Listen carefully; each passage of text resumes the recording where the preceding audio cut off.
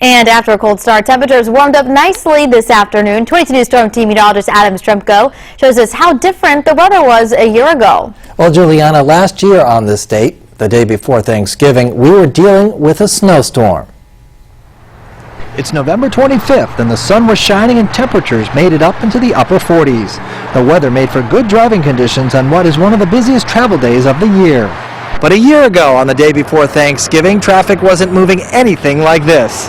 A November snowstorm made for whiteout conditions on the highways.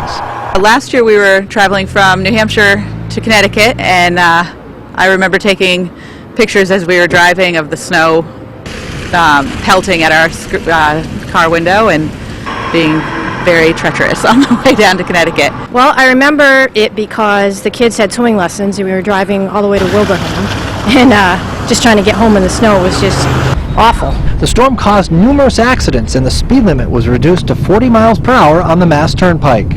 4 inches of snow fell in the Springfield area, but over a foot of heavy wet snow fell in parts of Hampshire and Franklin counties. More than 29,000 people lost power from the storm, making it very difficult to cook their Thanksgiving turkeys. Well, very different for sure this year, and it looks like the nice weather is going to continue into Thanksgiving Day. Live in the studio, Adam Stremko, 22 News.